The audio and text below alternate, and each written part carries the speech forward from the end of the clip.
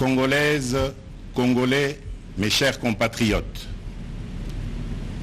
en ce jour du 23 octobre 2020, je m'adresse à vous, souverains primaires, dans un contexte exceptionnel en rapport avec la situation politique que connaît notre pays. Ce contexte de fragilité de notre pays, de même que les résultats électoraux de janvier 2019, nous ont forcés à élargir nos rassemblements pour nous unir au-delà de nos familles politiques traditionnelles. Cet effort de recomposition a touché aussi bien le pouvoir sortant que l'ancienne opposition, ce qui a conduit à une situation inédite où des adversaires farouches d'hier sont devenus des alliés. Nous avions choisi de gérer le pays au sein d'une coalition qui semblait constituer la solution idoine pour sortir le pays de ces différentes crises récurrentes et préserver ainsi les acquis de l'alternance. Malheureusement, près de 2 ans après, les divergences qui persistent entre les partis signataires de cet accord plombent les ailes de l'espoir de notre envol vers le développement. Ces divergences portent notamment sur les questions relatives à la paix et à la sécurité nationale, à la Commission électorale nationale indépendante, à l'organisation des élections, à la gestion du portefeuille de l'État, à la territoriale, à la diplomatie, à l'indépendance de la justice et à l'instauration de l'État de droit qui sont un enjeu majeur pour notre nation. L'importance de ces questions me convainc qu'elles ne doivent être laissées à la merci d'un seul groupe politique. Elles nécessitent un large consensus national. Mes chers compatriotes, la tâche que vous m'avez confiée est immense. Elle comporte dans l'urgence les objectifs ci-après. Rétablir la paix là où elle est compromise et la consolider là où elle existe. Construire la démocratie. Organiser des élections crédibles dans les délais constitutionnels. Renforcer l'état de droit. Bâtir nos infrastructures. Assurer la santé à nos populations. Garantir l'éducation de nos enfants. Donner une perspective économique à notre jeunesse et promouvoir davantage les droits des femmes. Face à l'ampleur de ces défis, le peuple n'accordera aucun pardon à ceux qui, dans la classe politique, s'évertueront à créer ou à entretenir des entraves au progrès, animés qu'ils sont par une simple stratégie de survie politique ou de positionnement individuel, par la haine tribale, la rancœur ou par la poursuite de la prédation en toute impunité.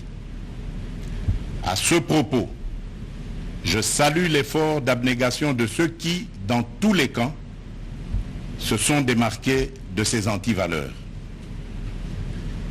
Mes chers compatriotes, l'état de droit que nous voulons vient d'être conforté par la prestation de serment de 3 juges constitutionnels, ce qui désormais assure à cette juridiction un fonctionnement régulier.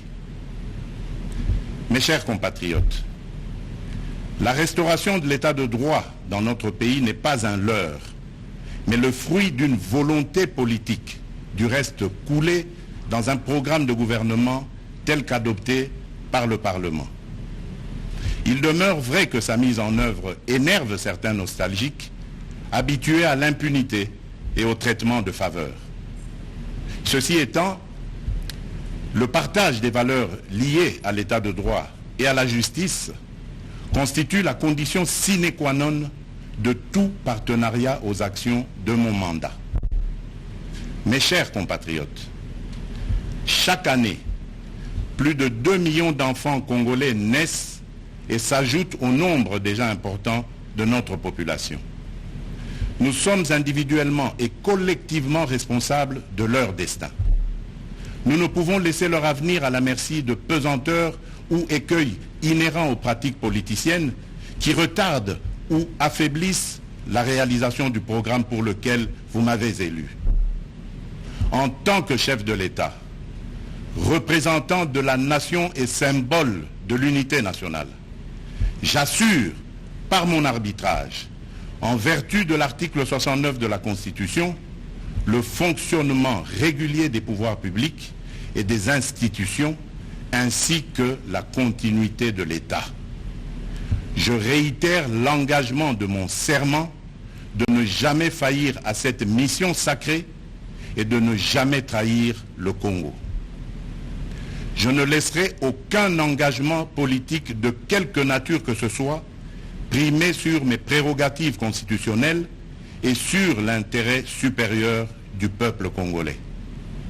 Je ne transigerai avec les intérêts supérieurs de la nation. Je ne céderai jamais la moindre portion de notre souveraineté nationale. Je ne ménagerai aucun effort pour préserver la paix et l'unité nationale. Eu égard à ce qui précède, et considérant que le salut du peuple est la loi suprême, j'ai décidé d'entamer dès la semaine prochaine une série de contacts visant à consulter les leaders politiques et sociaux les plus représentatifs afin de recueillir leurs opinions à l'effet de créer une union sacrée de la nation autour des objectifs précités. Ces consultations visent la refondation de l'action gouvernementale autour des principes de participation à la gestion du pays. À l'issue de celle-ci, je reviendrai vers vous dans une nouvelle adresse pour vous faire part de mes décisions qui n'excluront aucun cas de figure. Debout, Congolais, prenons le plus bel élan pour un Congo fort, libre et prospère. Que Dieu bénisse la République démocratique du Congo. Je vous remercie.